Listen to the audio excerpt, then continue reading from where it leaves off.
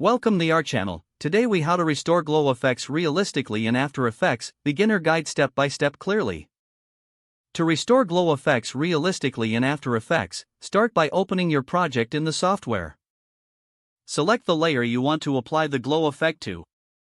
Navigate to the effects panel on the right side of the screen. Search for glow in the effects and presets panel.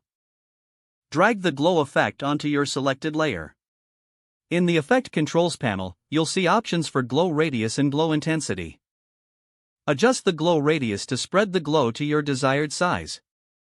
Next, tweak the glow intensity to create the level of brightness you want.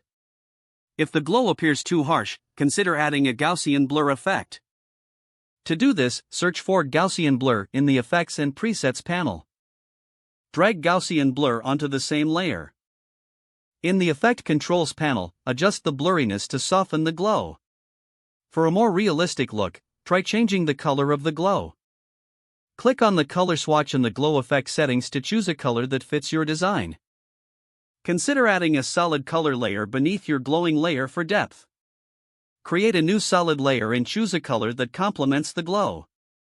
Then, ensure this layer is positioned beneath your glow layer in the timeline. To enhance the effect, you can also duplicate your original layer. Select the original layer and press Ctrl+D or Command+D to duplicate it. Move the duplicate layer above the glow effect layer. Apply a stronger glow effect to this duplicated layer for a more substantial glow. Finally, review your composition by playing it back to check the overall appearance. Make any final adjustments to the glow settings as needed to achieve a balanced look.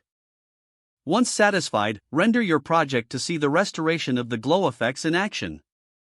If the page does not load, refresh the browser or try again in a private or incognito window. Make sure you are using the correct email address, then retype it carefully to avoid small typos.